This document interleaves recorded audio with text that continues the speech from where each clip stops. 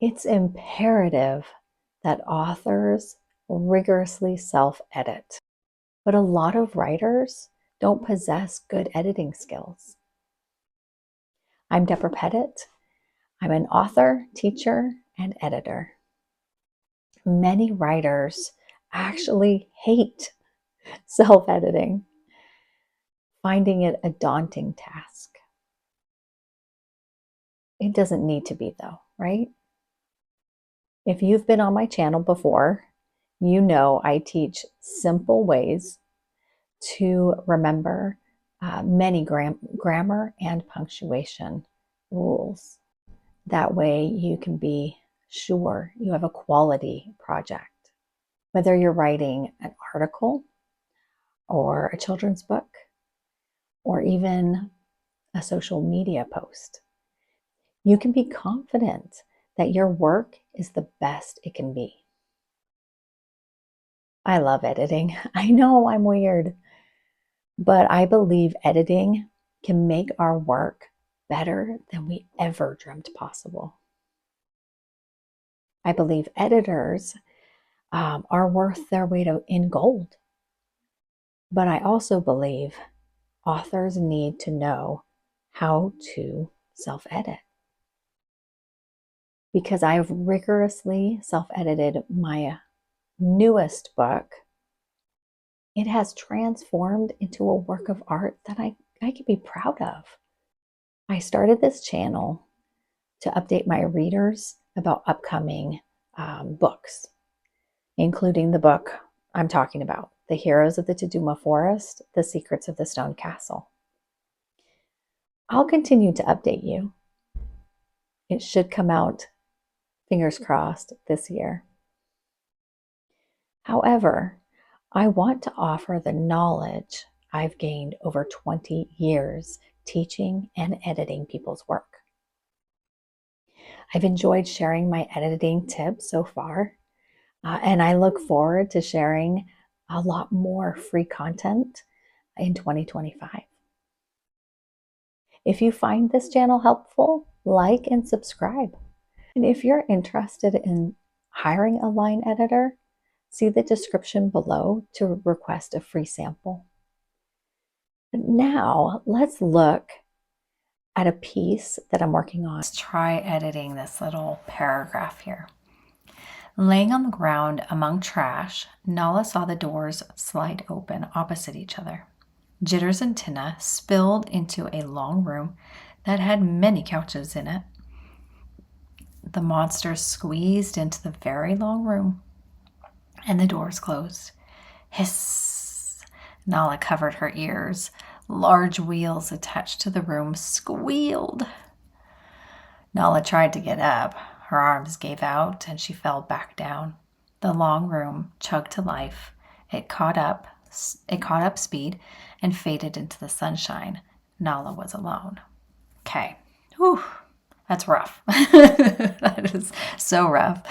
So first, because I did not do a good job describing the scene, my reader is going to be so confused. What?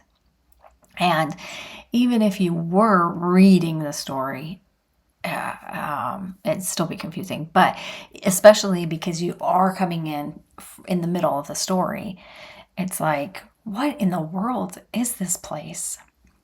So Nala has transported Tinna and Jitters. Jitters is a squirrel. Tinna and Nala are fairies. And Nala can transport, but she's not very good at it. She's pretty young still. So she did a terrible job of it. She's hurt, okay? She got hurt, and she's laying on the ground because she can't walk. Meanwhile, Jitters and Tinna actually teleport into this world through these glass doors that lead into a train. So I have to come up with a way to describe the train very clearly so that kids can go, oh, it's a train, without me saying it, because Nala, Jitters, and Tinna are not from this world. So from Nala's point of view, because that's the POV, Nala's point of view, oh my goodness, this train, she has no clue what it is. She doesn't know it's a train. Doesn't know the names, never seen it before. It's just a long room that has seats in it, right? So I have to describe this much clearer so that the audience immediately can say, oh yes, I know what that is. And it's cool because when you describe something and then the reader knows what it is and the characters don't, isn't that fun? When the characters are ignorant, but the reader, oh, doesn't it feel good when you know something? You've deduced all these things and you are smarter than the characters in the book. So we need to get there, though. What I do see is very.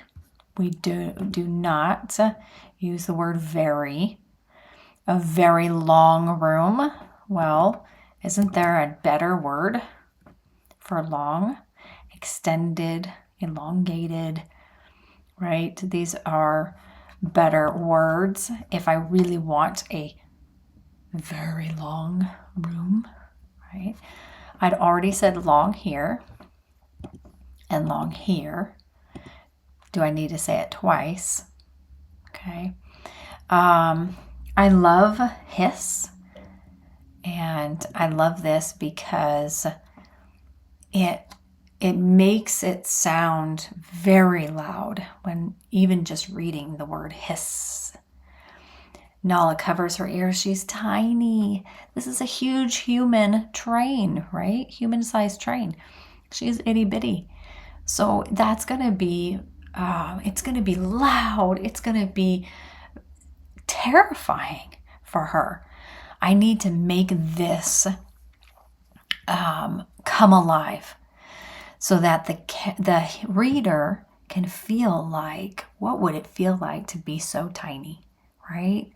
That's why shows and books have that a lot, is because it is so fun to imagine, and terrifying, but to imagine being really tiny. These are things that I would extend the sounds, the people, right? There should be lots of people running around, getting onto the train. And I should be able to, Nala calls them monsters, but I as a reader, I want to see all these monsters passing Nala and maybe, almost stepping on her, right? This needs to come to life. All right, now it is done.